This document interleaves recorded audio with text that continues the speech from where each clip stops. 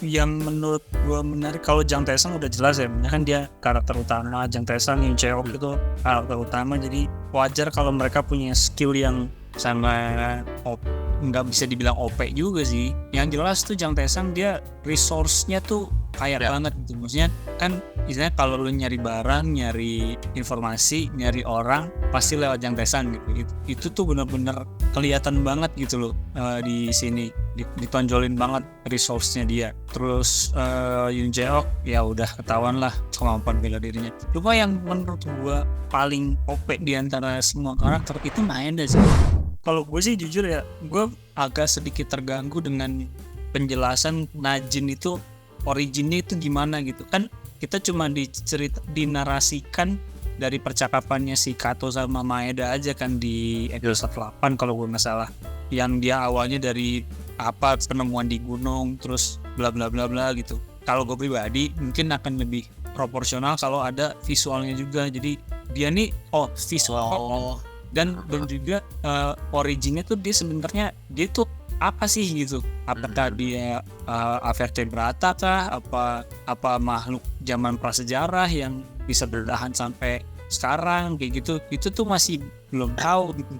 Terus kenapa si Shin itu harus disuntik antraks yang membuat dia jadi kayak monster gitu loh. Kan kayak si Akiko kan nggak disuntik antraks dia tetap jadi orang kan. Jadi gue masih nggak nangkep apa gue kelewat kenapa dia disuntik antraks gitu. Itu yang gue nggak nangkep gitu. Kalau gue sih lihat pas dia si Kato ini ngomong sama Maeda tentang Najin, menurut gue sih cukup ya kalau gue ya, karena ya udah gitu Najin itu sesuatu yang ditemuin pas waktu penelitian dokteran di gunung apa bla bla bla gitu kan, apa bla bla bla, akhirnya dia tahu Najin itu kayak gini. Menurut gua udah cukup sih di situ. Tapi menurut lo tadi bilang kalau ditambah visual ini lebih menarik, boleh itu bagus. Jadi kayak lebih gambar lagi gitu Najin tuh ditemuinnya gimana, kapan, itu mungkin lah bakal jadi lebih menarik sih. Cuman kalau menurut gua ya, menurut asalnya gua ya, kenapa ini ngasal aja sih maksudnya, kenapa disuntik antraks? Dia pengen kan emang basicnya mereka tuh pengen mencari evolusi dari manusia kan. Dia tuh pengen kayak mungkin manusia yang lebih kebal atau apa, apalagi zaman itu tuh zaman militer gitu. Kayaknya kebal tubuh itu sangat bagus banget untuk pertahanan. Nah makanya Najin itu dia lebih ke agresif sama auto healing kan ya. Lebih auto healing. Tapi kayaknya kalau Atrax tuh lebih kayak dia revolusinya sih, lebih ke badannya. Lebih apa emang sengaja dibuat sebagai senjata gitu ya? Kayak misalkan pas kena sporanya kan pada melepuh tuh. Iya, tapi yang gua salut ini selain itu ya, itu kan sebenarnya nggak terjawab juga sih sebenarnya. Cuman kalau dari sisi anehnya, kenapa bentuknya monster sih itu dua sebenarnya. Kalau cucuk apa namanya tajam tentakelnya gue masih wajar, karena Najin itu digambarkan bentuknya gitu kayak tentakel gitu kan. Jadi wajar nih ada tentakelnya. Oh Najin soalnya kayak gitu, jadi otaknya mungkin bersimulasi dia buat bikin tentakel. Tapi kalau untuk kenapa bentuknya jadi kayak monster gitu ya, itu gue nggak tahu sih kenapa dibikin kayak gitu. Bagaimana proses evolusi itu? Iya, jadi itu masih bingung gitu loh. Maksudnya nggak ada penjelasan yang detailnya gitu kalau menurut. Malah bakal lebih logik ketika monster itu bentuknya agak kayak ular. Karena apa sih namanya, Najin itu basicnya kan kayak ular. Jadi mungkin otaknya kan udah terpengaruh sama Najin itu kan. Memorinya entah Najinnya jadi bercampur. Jadi Najin tuh nginstruksiin bahwa tubuhnya itu bakal kayak ular gitu jalannya. Entah kakinya ada atau gimana gitu. Terus juga lebih bagus kayak ular gitu, serem. Dan gue sebenarnya kurang suka sama teriakan dinosaurusnya sih. Itu kayak Jurassic Park gitu, gimana ya, nggak menghasilkan teriakan yang baru gitu ya di horor gitu. Karena anjir episode awal tuh horor banget, dapetnya tahu gua feel itu tuh horor. Gue pikir tuh awal tuh kayak yang horor supernatural gitu sih. Iya, tapi teriaknya dinosaurus ya, kata dinosaurus. Ujungnya malah jadi sci-fi. Iya, malah jadi Resident Evil juga itu sih. Ya, Resident Nemesis tau. Iya itu kayak gitu, Nemesis gitu. Kalau dari karakternya sendiri sih, yang menurut gue menarik kalau Jang Tae-sang udah jelas ya, kan dia karakter utama. Jang Tae-sang, Yoon Jae-ok itu karakter utama, jadi wajar kalau mereka punya skill yang sama nggak bisa dibilang OP juga sih. Yang jelas tuh Jang Taesang dia resource-nya tuh kaya banget gitu. Maksudnya kan misalnya kalau lu nyari barang, nyari informasi, nyari orang pasti lewat Jang Taesang gitu. Itu tuh benar-benar kelihatan banget gitu loh di sini. Ditonjolin banget resource-nya dia. Terus Yoon Jae-ok ya udah ketahuan lah kemampuan bela dirinya. Cuma yang menurut gua paling OP di antara semua karakter itu Maeda sih. Iya. Tadinya tuh gue kira nih kayaknya musuh gedenya nih si Ishikawa nih, atau si jenderal yang apa tuh yang kubisi gini tuh yang pakai jas lab terus. Oh iya, siang tidur di episode akhir ya. Ya tadinya tuh gue pikir mereka gitu loh, tapi ternyata malah Maedanya gitu yang mulai dari ketahuan kalau si Akiko itu dibawa ke rumah sakit itu sama si Maeda. Dari situ aja udah ada tanda-tanda nih sebenarnya, wah nih Maeda nggak beres juga nih. Ini itu belakang awalnya si Yoon Jae-oknya juga ditangkapin sama dia. Plot twist. Iya itu dan apa? Gue sih nggak ya apa maksudnya? Gue sih nggak menyangka kalau si Maedanya juga suka sama si Jang Taesang karena kan udah punya suami jatuhnya kan. Meskipun pernikahannya politikal gitu. Nah ini nih tapi ternyata kan sampai dinyatakan begitu sama dia.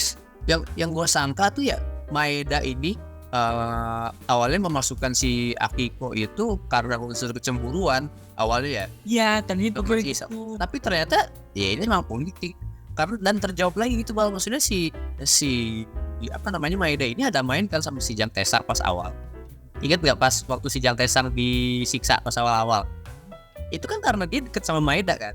Makanya Ishikawa nangkep dia gitu. Jadi terjawab gitu loh si Maeda tuh deket sama ini, si Ishikawa tuh ada si Akiko. Terus jadi menurut gue dia plotnya rapih. Ceritanya plotnya rapih gitu. Di apa ya yang terhubung sama cerita ini tuh orang-orang penting gitu. Bukan orang yang tiba-tiba datang gitu enggak, tapi bagus gitu. Apa namanya? Si ininya selingkuh sama Maeda aja sama si Jang Taesang. Akhirnya si Ishikawa juga dongkol gitu kan ya, walaupun Ishikawa juga punya Akiko gitu dan kayak gitu. Sebenarnya gue yakin dongkolnya si Ishikawa bukan karena Jang Taesang dekat sama Maeda, tapi karena Akiko dia hilang. Akikonya hilang. Tapi gue dendek sama Ishikawa gitu. Di awal dia semangat banget buat nyari si Byongja itu kan, si Akiko itu. Tapi di akhir-akhir pas si Byongja-nya lagi kayak gitu, padahal kan dia tahu gitu ada dia tuh salah satu korban dari rumah sakit itulah, udah diceritain kan rumah sakitnya kayak gimana, tapi dia tetap ujungnya mengeksekusi si Akiko ini, ingin dia lah gitu, dan dia nggak gue anaknya gitu, walaupun sebenarnya itu emang secara politik itu iya sih haram mungkin dia kayak gitu ya kasarnya ya, jadi kalau secara politik kan bikin jelek nama dia gitu, tapi itu kayak jadi bikin dia tuh ternyata gini doang gitu. Maksudnya gimana sih Ishikawa tuh yang dianggap yang dia maksudnya ya udah gitu cuma sekedar suka sama cewek doang, tapi gak sampai dia kayak si Jang Taesang ke si Cheok gitu, kayak gitu beda aja. Tapi ternyata Ishikawa juga dibantai abis di situ, itu jadi gimana ya, lega sih dua-duanya. Iya kalau terkait sama si Ishikawa sama Achiko itu gue pikir dia nyari si Akiko karena bisa jadi karena dia emang beneran sayang sama si Akiko, atau emang si Maeda sama si Ishikawa ini sama-sama ngincer anaknya. Tadinya gue kira gitu karena kan mereka nggak punya anak. Istilahnya kan kalau ya bisa diadopsi ya. Benar bisa jadi itu. Gue kok nggak pikiran tuh baru. Apakah isinya untuk tujuan masing-masing ya? Misalnya kalau Ishikawa kan yang dia punya keturunan, nanti diakuin sama anaknya dia sama Maeda gitu. Atau tapi Maeda bilang juga deh bang, sorry gue cut. Maksudnya Maeda bilang sih pas di terakhir dia si Ishikawa tuh keterlaluan sampai punya anak sih. Sebenarnya mungkin emang nggak ke situ mungkin arahnya. Ya nggak sih? Kan gue bilang awalnya gue pikir begitu. Tapi ternyata malah karena gini, sempat ada conversation antara si Maeda sama si komandannya itu yang pakai jas lab itu pokoknya orang-orang di rumah sakit itu deh memang diurus sampai bayinya lahir gitu. Ada kata-kata gitu tau. Jadi namanya nggak pikir, oh mungkin bayinya penting nih gitu. Oh, Nah, itu emang bener penting, tapi bukan buat mereka pentingnya. penting bos penelitian. Ada penelitian anjir. Begitu lahir matanya ngebuka, satu lagi ngebukanya. Gitu ya. Oh iya bener ya. Tapi sumpah di sini salah satu yang karakter OP sih Maeda beneran. Sampai puas itu ketika anjir pas episode terakhir tuh pas Maeda lagi bahas sama Jang Taesang terakhir, dia kan tahu semua kebusukan teman-temannya kan. Oh iya. Temennya ngebocorin ini, terus si Nawal itu ngebocorin ininya, Ya, jual itu. terus si yang cowoknya juga, terus yang anak kecil juga tuh yang bocah gitu, itu kan dia nggak bocorin semua karena emang saking powerfulnya dia gitu.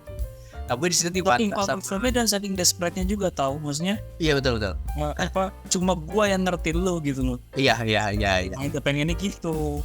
Gua tuh tadinya berharap happy ending sebenarnya. salah After all the pain they share together gitu, antara si Jang Taesang sama si Yoon Chaeok tuh, maksudnya kenapa jadi sad ending ini, aduh kayak terakhirnya kan pas ada bunyi tusuk nih. iya makanya lah udah dong kata gue kayak ya ini karakternya bagus nih dua-duanya nih gitu kan. Iya,